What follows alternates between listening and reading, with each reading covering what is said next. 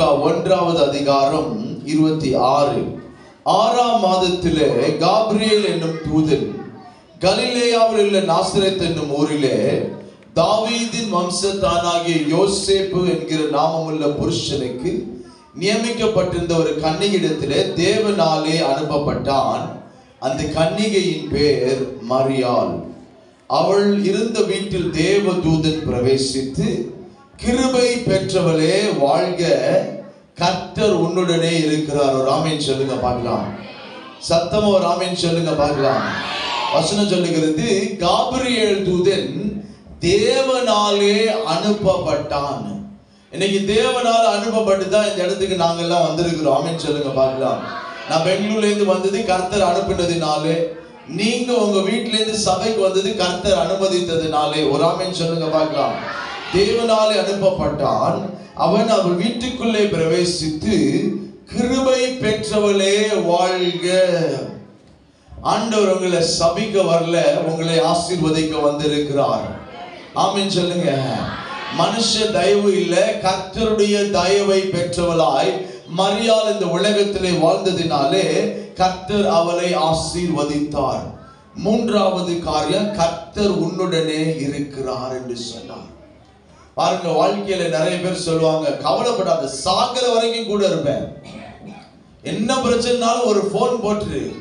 ஆனா நீங்க போன் போட்டா 10 தடவை அடிச்சா கூட எடுக்க மாட்டாங்க. நமக்கு கஷ்டம்னு வரப்ப யாருமே. காபிரியேல் தேவதூதன் போய் சொன்னாரு, மரியாள், கர்த்தர் உன்னுடனே. கர்த்தர் யாரோட இருக்கிறாரா? பக்கத்துல பார்த்து சொல்ல, கர்த்தர் உங்களோடனே இருக்கிறார். கவலைப்படாதீங்க, திகையாதீங்க, இயேசு உங்களை கைவிட மாட்டார். சத்தமா ஒரு ஆமென் சொல்லுங்க பார்க்கலாம். இன்னொன்னு சொன்னாரு, ஸ்திரீகளுக்குள்ளே நீ ஆசீர்வதிக்கப்பட்டவர். அப்ப நம்ம சபிக்கப்பட்ட மக்கள் அல்ல, ஆசீர்வதிக்கப்பட்ட மக்கள். எத்தனை பேர் விசுவாசிக்கிறீங்க? சத்தமா ஒரு ஆமென் சொல்லுங்க. நம்ம ஆசீர்வதிக்கப்பட்டவங்க. ஆமென் சொல்லுங்க பார்க்கலாம். பக்கத்துல பார்த்து சொல்லுங்க, நீங்க கர்த்தராலே ஆசீர்வதிக்கப்பட்ட பிள்ளை. உங்கள் மூலமாக உங்கள் வீட்டிற்கு ஆசீர்வாதம். கரங்களை தட்டலாமே. ஆமென். எத்தனை பேர் விசுவாசிக்கிறீங்க நீங்க ஆசீர்வாதம்? நிறைய சின்ன பிள்ளைங்க படிக்கல, கோவம் வந்து அம்மா சொல்லுவாங்க, நீ தெண்டச்சோறு. என்னது? ஐயோ, இந்த முட்டா பையில பெத்ததுக்கு நான் பெத்தாமலே இருந்திருக்கலாம். அதெல்லாம் மாறி போச்சு. ஏசப்பா உள்ள வந்தோடனே நம்ம ஆசீர்வாதத்தின் பிள்ளைகளா மாறிட்டோம். ஒரு ஆமீன் சொல்லுங்க பார்க்கலாம். இயேசு முன்ன உதவா கரையா இருந்திருக்கலாம், ஒண்ணுக்கும் யூஸ் இல்லாம இருந்திருக்கலாம். ஆனா இன்னைக்கு நம்ம ஆசீர்வாதமான பிள்ளைகள். ஒரு ஆமீன் சொல்லுங்க பார்க்கலாம். 30வது வசனம் சொல்லுங்க, தேவதூதன் அவளை நோக்கி, மரியாளே பயப்படாதே, நீ தேவனிடத்திலே கிருபை பெற்றாய். இன்னைக்கு நிறைய பேருக்கு பயம் இருக்கும் தெரியுமா? இருக்குல போனா அப்படியே ஐயோ, கரெக்டா இல்லையா? கரண்ட் போச்சுன்னா பயப்படுவியா பயப்பட மாட்டியா? ஐயோ, ஏசப்பா மரியாள் என்ன தெரியுமா சொன்னாரு? மரியாளே, காபிரியேல் தூதனை கொண்டு பயப்படாதே. இன்னைக்கு வாழ்க்கையில பயம்தான் நிறைய பேரை சாகடிச்சிட்டு இருக்குது. கொரோனா 100 பேரை கொண்டு இருந்தாலும் பரவாயில்ல, கொரோனால செத்து போயிடுவோங்கிற பயத்திலே நிறைய பேர் செத்து போயிட்டாங்க. பாத்திருக்கீங்களா? டாக்டர் சொல்லுவாங்க, உன் வியாதி எல்லாமே மைண்ட்ல தான். ஏன்? ஐயோ, எனக்கு சுகர் இருக்கா, எனக்கு பிரஷர் இருக்குதா, எனக்கு கொலஸ்ட்ரால் இருக்குதா, ஒண்ணுமே இல்லை, நிம்மதியா இருக்கு. ஆமென் சொல்லுங்க பார்க்கலாம். மரியாள் பயப்பட்டப்ப தேவதூதன் சொன்னாரு, நீ பயப்படாதே. இன்னைக்கு வாழ்க்கையில பிசாசு நம்மளுக்கு பயத்தை கொடுத்து பயத்தை கொடுத்து பயத்தை கொடுத்து என்ன பண்றான்? நம்மளை அப்படியே கட்டி போட்டு வச்சிருக்கிறான்.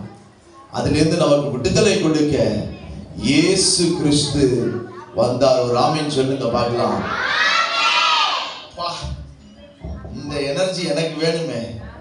நீ தேவனிடத்திலே கிருபை பெற்றாய். வசனம் சொல்லுது பாருங்க, உனக்கு ஒரு குமாரன் கொடுக்கப்படுவார், கர்த்தராகிய தேவன் அவருடைய பிதாவாகிய தாவீதின் சிங்காசனத்தை அவருக்கு கொடுப்பார். அவர் யாக்கோபின் குடும்பத்தாரை என்றென்றைக்கும் அரசாளுவார். அவருடைய ராஜ்யத்திற்கு முடிவு 5 வருஷத்துக்கு ஒருக்கா ஓட்டு போட்டாதான் அடுத்த சீஃப் மினிஸ்டர். கரெக்டா இல்லைங்களா? 5 வருஷத்துக்கு அப்புறம் ஓட்டு போட்டாதான் அடுத்த மோதி. ஆனா நீங்க நானும் ஓட்டே போடாமலே அவர் தான் ராஜா. ஆமேன் சொல்லுங்க பார்க்கலாம். எத்தனை பேர் விசுவாசிக்கிறீங்க? சத்தம் ஒரு ஆமேன் சொல்லுங்க. அவர் எவ்வளவு பெரியவர்னா ராஜாக்களை தள்ளி ராஜாக்களை ஏற்படுத்த வல்லவராய் இருக்கிறார். ஒரு ஆமேன் சொல்லுங்க. யார் வந்தாலும் நான் பயப்பட மாட்டேன். ஏன் தெரியுமா? ஏசப்பா என் கூட இருக்கிறார். என்ன பள்ளி சூனியம் கட்டு வச்சாலும் பயப்பட மாட்டேன். ஏன் தெரியுமா? ஏசப்பா நம்ம கூட இருக்கிறார். ஒரு ஆமீன் சொல்லுங்க பார்க்கலாம். என்ன போட்டி பொறாம இருந்தாலும் நாங்க பயப்பட மாட்டோம். ஏசப்பா எங்க கூட இருக்கிறார். ஆமீன் சொல்லுங்க பார்க்கலாம். என்ன ஒரு சந்தோஷமான பிள்ளைங்க பாருங்க. 37வது வசனம், தேவனாலே கூடாத காரியம் ஒன்றும் இல்லை. உங்க வாழ்க்கையில நிறைய நாள் யோசிச்சிருக்கலாம், இது நடக்குமா, இது நடக்காதா. படிப்புக்குன்னு பிள்ளைகளை சேர்த்துட்டேன், ஆனா படிக்க ஃபீஸ் கட்ட என் கையில. மாஸ்டர் வீடு கட்ட ஸ்டார்ட் பண்ணிட்டேன், அப்படியே ஃபவுண்டேஷன் வந்து அப்படியே நின்றுச்சு. வர வேண்டிய காசு வரல. பொண்ணுக்கு கல்யாணம் அரேஞ்ச் பண்ணிட்டேன், எல்லா ஹாலெல்லாம் புக் பண்ணிட்டேன், அட்வான்ஸ் கொடுத்துட்டேன், ஆனா கல்யாணம் எப்படி நடத்த போறேன்னு எனக்கு தெரியல. பிள்ளைக்கு கல்யாணம் ஆகி 4 வருஷம் ஆயிடுச்சு மாஸ்டர், ஒரு குழந்தை இல்லை. படிச்சு முடிச்சுட்டான், டிகிரி படிச்சுட்டான், கஷ்டப்பட்டு இன்ஜினியரிங் காலேஜ் படிக்க வச்சுட்டேன், ஆனா வேலை கிடைக்கல. நம்பிக்கையற்ற சூழ்நிலை, சந்தேகத்துக்குரிய எதிர்காலம். வேத வசனம் சொல்லுகிறது, தேவனாலே கூடாத காரியம் ஒன்றும் இல்லை. இயேசு எதுக்கு தெரியுமா உலகத்துக்கு வந்தாரு? நம்பிக்கை இல்லாத உங்களுக்கும் எனக்கும் நம்பிக்கை கொடுக்கவே. ஆமென் சொல்லுங்க பார்க்கலாம்.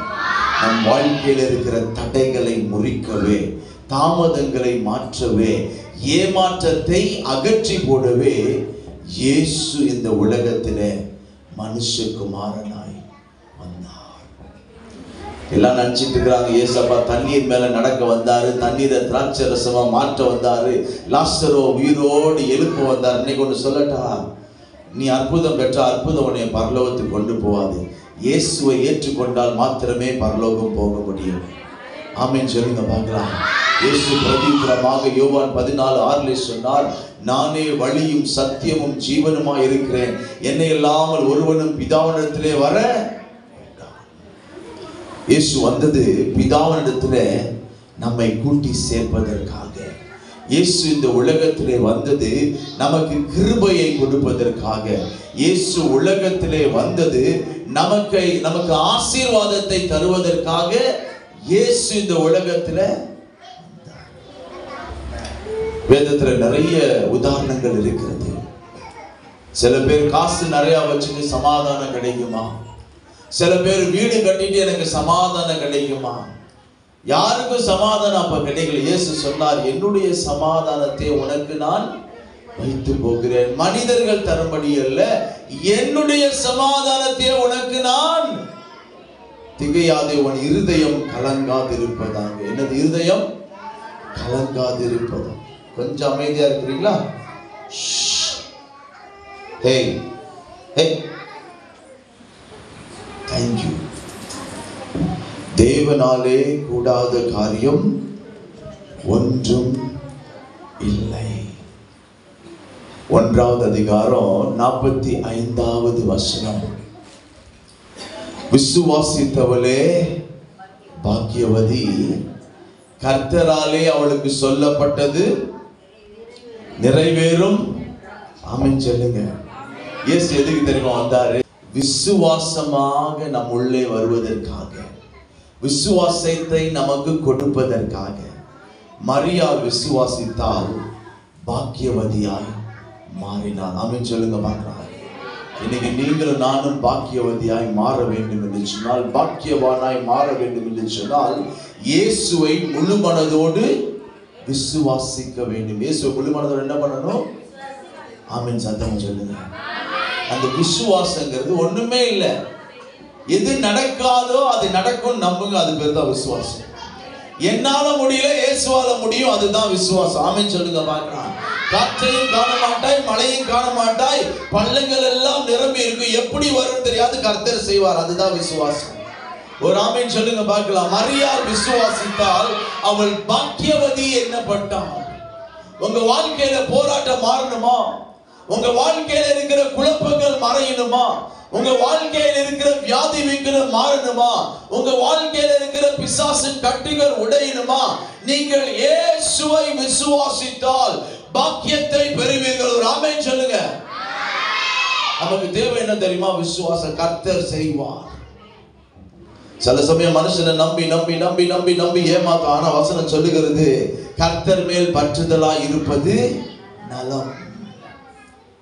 சொல்லுங்க, ஆண்டவரே, மனிதனை நம்பி நான் ஏமாந்து போனதை நீர் அறிவீர். கர்த்தாவே, இன்று எனக்கு நீர் விடுதலையை தாரும். ஆமென் சொல்லுங்க பார்க்கலாம். 55வது வசனம் சொல்லுகிறது,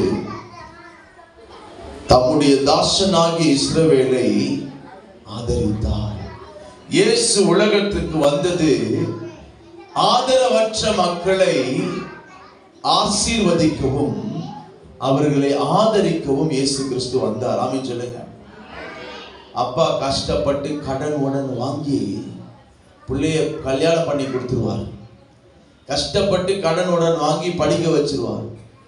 வேலை வந்தோடனே கல்யாணம் ஆனோடனே அப்பா ஃபோன் பண்ணா கூட சொல்லுவான், எனக்கு ரொம்ப பிஸியா இருக்குதுப்பா. சொல்லாம புள்ள வீட்டுக்கு போயிருக்கல, ஏன் என்று சொல்லாம நீங்க வந்தீங்க? ஒரு போன் பண்ணிருக்கலாம்ல, நான் ரொம்ப பிஸியா இருக்கேன்ல. இவரு கந்தல் துணியை போட்டுட்டு பிள்ளைக்கு நல்ல துணி வாங்கி கொடுப்பாரு. ஆனா ஒரு பண்டிகை கூட அப்பாவுக்கு துணி எடுத்து கொடுக்க மாட்டாங்க. பார்த்துருக்கீங்களா? அப்படிப்பட்ட உலகத்துல தான் வாழ்ந்திருக்கிறோம். ஆதரவு இல்லாத மக்களுக்கு ஆதரவை தரவே கிறிஸ்து உலகத்திலே வந்தார். ஆமென் சொல்லுங்க பார்க்கலாம். இன்னைக்கு நிறைய பேர் நினைக்கிறாங்க, என் பிள்ளை என்னை பார்த்துக்குவான், என் மகன் என்னை பார்த்துக்குவான், ஏசப்பா உங்களை பார்த்துக்குவான். எத்தனை பேர் விசுவாசிக்கிறீங்க? யார் தெரியுமா நம்மளை பார்த்துக்க போறாரு? ஏசப்பா. சொல்லுங்க, கர்த்தாவே, என்னை கைவிடாத நேசர் நீர், என்னை ஆசீர்வதியும். கடைசியா ஒரே ஒரு வசனம் வாசித்து முடிக்கலாம். மத்தேயு 1வது அதிகாரம் 21வது வசனம். அவள் ஒரு குமாரனை பெறுவாள், அவருக்கு இயேசு என்று பெயரிடுவாயாக, ஏனெனில் அவர் தமது ஜனங்களின் பாவங்களை நீக்கி அவர்களை ரட்சிப்பார். 23வது வசனம். அவன் இதோ ஒரு கன்னிகை கர்ப்பவதியாகி ஒரு குமாரனை பெறுவாள், அவருக்கு இம்மானுவேல் என்று பெயரிடுவார்கள் என்றார். இம்மானுவேல் என்பதற்கு தேவன் நம்மோடு இருக்கிறார் என்று அர்த்தம். இயேசு உலகத்துல வந்தது நம்முடைய பாவத்தை மன்னிப்பதற்காக. இயேசு உலகத்துல வந்தது நம்மோடு. நீ கரண்ட் இல்லைன்னா பயப்படுறது தானே, இருட்டா இருக்கிறப்ப பயப்படுறது தானே, எக்ஸாம் ஹால்ல போனோன்னு படிச்சதெல்லாம் அப்படியே மறந்துடுது. அப்படியே கண்ண மூடி ஏசப்பா என்னோடு கூட இருக்கிறேன்னு சொன்னீங்க. இம்மானுவேலே, என்னோடு கூட இருங்க. ஐயோ, எப்படி இந்த இன்டர்வியூ ஆண்டவரே, நீர் என்னோடு கூட இருக்கிறீர். இம்மானுவேல் என்பதற்கு தேவன் நம்மோடு இருக்கிறார் என்று அர்த்தமா? இயேசு நம்மோடு இருக்க, நமக்குள்ளாக இருக்க மனித ரூபத்தை எடுத்து மனித குமாரனாய் இந்த உலகத்திலே இயேசு வந்தார். நம்மை தேவனுடைய குமாரர்களாய் மாற்றுவதற்காக தம்முடைய ஜீவனையே சிலுவையிலே கொடுத்து இரத்தத்தினாலே நம்முடைய பாவத்தை தோய்த்து பரிசுத்தப்படுத்தினார். ஒரு ஆமென் சொல்லுங்க பார்க்கலாம். எத்தனை பேர் விசுவாசிக்கிறீங்க? இயேசு அதுக்கு தான் வந்தார். எந்திரிச்சு நிக்கலாமா? ஒரு நிமிஷம் ஜெபிக்கலாம். ஸ்தோத்திரம். கர்த்தர் நல்லவர். எந்திரிச்சு நிக்கலாம். ஸ்தோத்திரம். ஹல்லேலூயா. நல்லவரே. வாழ்க்கையில முக்கியமானது எது தெரியுமா? இயேசுவை இரட்சகராக ஏற்றுக்கொள்வதுதான். ஆமென் சொல்லுங்க. அவரே வழி, சத்தியம், ஜீவன். அவரை இல்லாமல் பிதாவிடத்தில் ஒருவனும். கண்களை மூடி ஜெபிப்போம். கர்த்தாவே, இம்மானுவேல் தேவன், இம்மானுவேலா என்னோடு கூட இரு. ஆதரவற்ற எனக்கு ஆதரவை தாரும். திக்கற்று போன எனக்கு ஆண்டவரே தேறுதலை தாரும். வழி தப்பி போன எனக்கு நீர் வழியை காட்டும் ஆண்டவரே. ஏமாந்து போன எனக்கு ஆண்டவரே நீர் ஒரு வழியை திறக்கட்டும். கிருபை பெற்ற மரியாதை போல நாங்களும் கிருபை பெற ஆண்டவரே, மரியாளோட வீட்டுக்கு வந்த தேவதூதன் வந்திருக்கிற ஒவ்வொரு பிள்ளைகளுடைய வீட்டிலும் உம்முடைய பிரசன்னம் இருப்பதாக. ஆவியானவர் எங்குண்டோ அங்கு விடுதலை உண்டு. இயேசு உங்கள் வீட்டிற்கு கடந்து வந்து உங்கள் குடும்பத்தில் இருக்கிற எல்லா போராட்டத்திற்கும் கர்த்தர் விடுதலை தருவார். எல்லா அந்தகார சக்திகளின் வல்லமையை கர்த்தர் முறிக்க வல்லவர். கர்த்தருடைய தேவதூதன் மாத்திரம் அல்ல, கர்த்தருடைய பிரசன்னம் உங்களுக்குள்ளாக இருக்கிறது. கர்த்தருடைய பிரசன்னம் உங்கள் வீட்டிற்குள்ளாக இருக்கிறது. சொன்னார், நீ ஆசீர்வதிக்கப்பட்டவள், நீ பாக்கியவதி, நீ விசுவாசித்திய நீ பாக்கியவதி. கர்த்தாவே, மரியாளுக்கு நீ சொன்ன அந்த ஆசீர்வாதங்கள் இந்த பிள்ளைகளுக்கு கொடுக்கப்படட்டும். ஊழியக்காரனாகிய நான் பிதா, குமாரன், பரிசுத்த ஆவி நாமத்தினாலே உம்முடைய பிள்ளைகளை ஆசீர்வதித்து உம்முடைய வல்ல விலகாத கரத்தில் அர்ப்பணிக்கிறோம். 2024 ஆண்டு டிசம்பர் மாதம் 22ஆம் தேதி வரைக்கும் எங்களோடு கூட இருந்த கர்த்தர் இந்த ஆண்டு முழுவதும் எங்களோடு கூட இருப்பீர். புதிய வருடத்தையும் புதிய ஆசீர்வாதத்தோடு தொடங்க உதவி செய்வீர். பொறுப்பெடுத்துக் கொண்டு வழிநடத்தும் இயேசுவின் மூலம் ஜெபிக்கிறோம் பிதாவே. கரங்களை ஒரு நிமிஷம் தூக்கி அல்லேலூயா சொல்லலாமா? அப்படியே பாடலாமா? நன்றி இயேசுவே, நன்றியே. ரொம்ப சிம்பிள் தான். நன்றி இயேசுவே, நன்றி இயேசுவே, நன்றி. கண்களை மூடி அப்பாவுக்கு நன்றி சொல்லுவோமா? உங்களுக்கு தெரியுமா தெரியாதா? அவ்வளவுதான், வேற ஒண்ணுமே இல்லை. ஆண்டவருக்கு நன்றி சொல்ல போறோம். நன்றி இயேசுவே. ஒரு ஏதாச்சும் உதவி செஞ்சா நம்ம என்ன சொல்றோம்? தேங்க்யூ சொல்றோம். கரெக்டா இல்லைங்களா? தமிழ் அதுக்கு பேரு தான் நன்றி. ஆமென். கரங்களை உயர்த்தி ஒரு விஷயம் கூட நன்றி இயேசுவே சொல்ல போறோம்.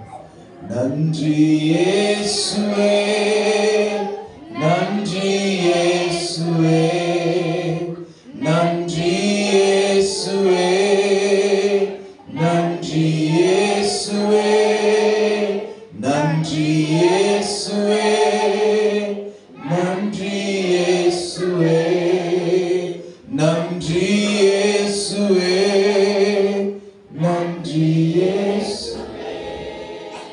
எபினேசர் நீதானையா இதுவரை. எத்தனை பேர் சத்தமா சொல்ல முடியும்? எபினேசர் நீதானையா இதுவரை நடத்தினீரே. எல்ரோய் எல்ரோய் என்னையும் கண்டீரே. எப்படி நான் நன்றி சொல்வேன்? எல்ரோய் எல்ரோய் என்னையும் கண்டீரே. எப்படி நான் கரங்களை உயர்த்தி சொல்லுவோம். ஆண்டவரே நன்றி நன்றி ஐயா,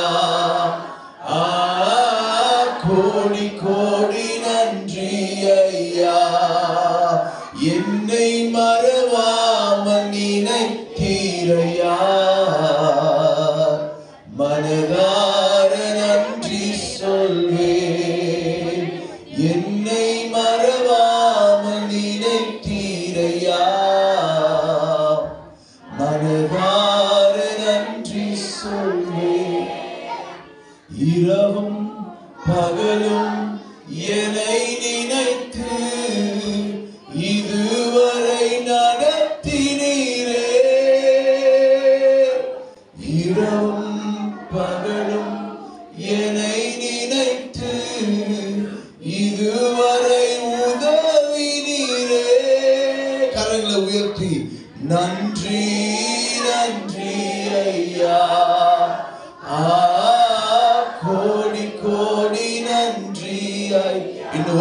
கூட சொல்லலாமா? நன்றி நன்றி ஐயா, கோடி கோடி நன்றி ஐயா.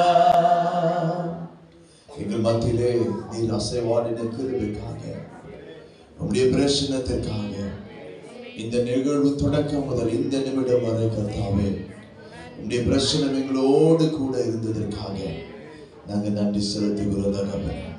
கர்த்தாவே மீதமுள்ள நேரத்தை பொறுப்படுத்திக் கொள்ளும், உடைய கரத்தில் அர்ப்பணிக்கிறோம்.